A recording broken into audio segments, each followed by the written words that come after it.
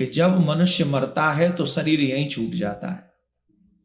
तो जब शरीर यहीं छूट जाता है तो दंड किसको मिलता है, सजा किसको मिलती? और दंड जब यमपुरी में मिल गया तो उसके बाद फिर क्यों कहते हैं तेरे पूर्व जन्मों का मामला है?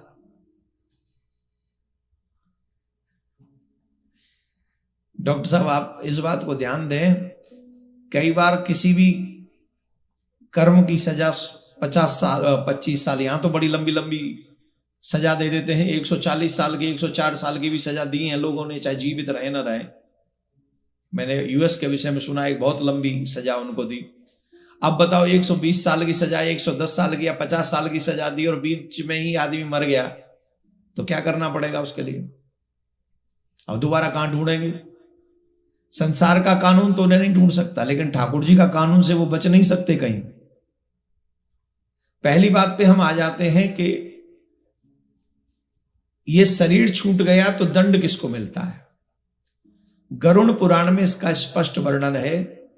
जैसे ही मनुष्य समाप्त होता है तो उसके अंतिम संस्कार करने वाले लोग पिंडदान करते हैं और लगातार 10 दिन तक पिंडदान करते हैं। रुकना नहीं चाहिए, पिंडदान लगातार 10 दिन तक करना चाहिए। और जो बीच में छोड़ देते हैं वो बहुत बड़ा अपराध करते हैं अपने उस आत्मा के लिए जो हमारे बीच में थी, अभी नहीं। 10 दिन तक लगातार जो पिंडदान किया जाता है, उसी पिंडदान के कारण उस आत्मा के लिए शरीर बनता है और उस शरीर में 12वें दिन के बाद प्रवेश करती है आत्मा। जब ब्रह्मभोज हो जाता है, यहां पे हवन हो जाता है, शुद्धि हो जाती है, उसके बाद वो आत्मा उसमें प्रवेश करती है। जैसे इस शरीर के बनने पर इसमें आत्मा ने प्रवेश किया, वैसे ही उस शरीर के बनने पर उसमें आत्मा प्रवेश करती है और उसको बनाया ही जाता है दंड भोगने के लिए। उस शरीर को बनाया ही जाता है अच्छे बुरे कर्म को भोगने के लिए, बनती इसके लिए। और हर दिन के पिंड से क्या बनता है उसका वर्णन है पूरा। जिस दिन पिंड नहीं दिया जाता वो अंग नहीं बनता। बिना अंग के मनुष्य कितना दुख पाता है वो आपको मालूम है। अब वो शरीर बन गया जिसे दंड के लिए बनाया गया है, उसे सजा भोगने के लिए बनाया गया है। जब वो जाता है मरने के बाद में, तो भोगने के बाद में सुख दुख जो भी स्वर्ग नरक भोगता है, तो जो उसने कर्म, वो तो सजा मिल गई उसको, जो दंड था वो मिल गया, लेकिन उसी से निर्धारित हुआ कि अब ये अगले जन्म में कहां जाएगा, उन्हीं कर्मों से। और उन्हीं कर्मों से वो क्या क्या भोगेगा उस शरीर में भी, पशु बन के जाएगा कि जल जंतु बन के जाएगा कि मनुष्य बन के जाएगा कि क्या बन के जाएगा और क्या क्या भोगना पड़ेगा, ये उन्हीं। अच्छा, एक जन्म की बात नहीं है वो। नरक में तो जो हमने और आपने भोगा वो एक, इस जन्म में जो होगा वो भोग लिया, लेकिन अनंत जन्म हमारे पीछे पड़े हुए हैं, उन सब को एक जन्म में हम नहीं भोग सकते। आप इसको ऐसे समझो, एक आदमी ने एक व्यक्ति को मार दिया तो बड़ी से बड़ी सजा क्या देगा कोर्ट उसे? जोर से बोलो, मृत्यु पक्का। और एक व्यक्ति ने 50 आदमी मार दिए, अब कोर्ट क्या सजा देगा उसे? हैं? सेम। अब ये न्याय है, एक ने एक मारा तो उसको भी मृत्यु दंड, एक ने 50 मारे तो भी मृत्यु दंड। ये बराबर है? न्याय है क्या? न्याय है? जोर से बोलो। तो कोर्ट में उतनी सामर्थ्य नहीं, क्योंकि शरीर में ही सामर्थ्य नहीं, एक बार लटक गया उसके बाद क्या होगा। लेकिन जब यमपुरी में जाता है और उसे यातना शरीर मिलता है, तो यातना वो शरीर ही बनाया जाता है कि जितने 50 मारे तो 50 की सजा मिलेगी तुझे, 100 मारे तो 100 की सजा मिलेगी तुझे, और फिर उनमें से ही कुछ कर्म बचा के रखे जाएंगे कि जिसके लिए कभी पशु बना के भोग दे। ये भी नरक ही है। हम जो कह रहे हैं ना भोग रहे हैं, ये जो जड़ बना दिए गए ये भी भोग रहे हैं, पशु बना दिए गए ये भोग रहे हैं, ये भोग योनि है।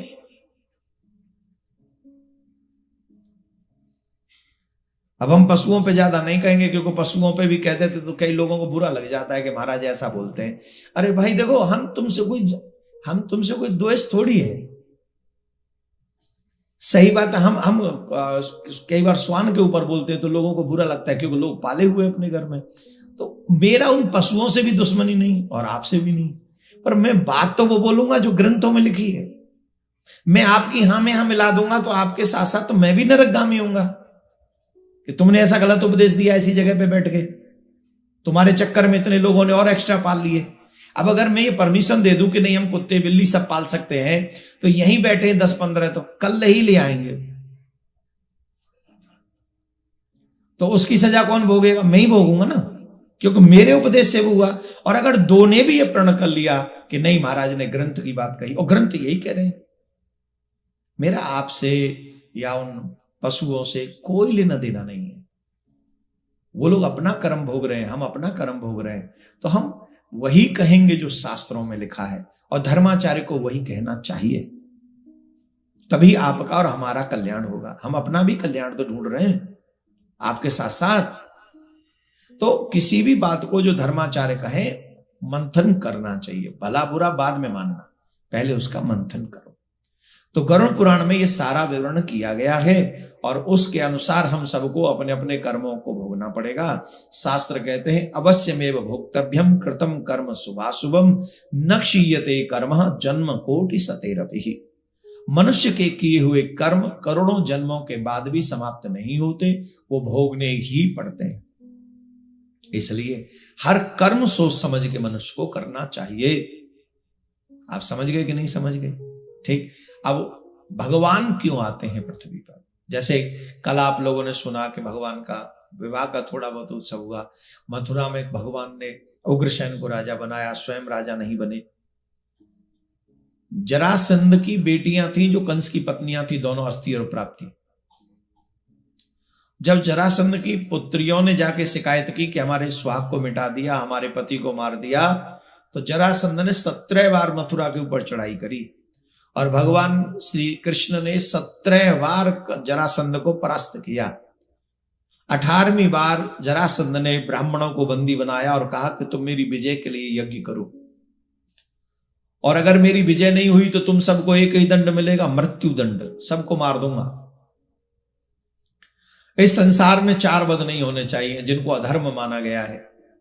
गौ वध नहीं होना चाहिए, बाल वध नहीं होना चाहिए, ब्राह्मण वध नहीं होना चाहिए, स्त्री वध नहीं होना चाहिए। स्त्री का वध बहुत बड़ा है।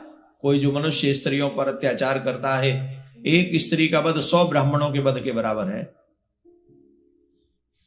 एक शिशु का वध भी बहुत भयानक है। इसलिए न शिशु का वध, जो भ्रूण हत्या करवाते हैं वो ठीक नहीं करते, अक्षम्य अपराध है जो भ्रूण हत्या करते हैं। और ये सोच समझ के हम लोगों को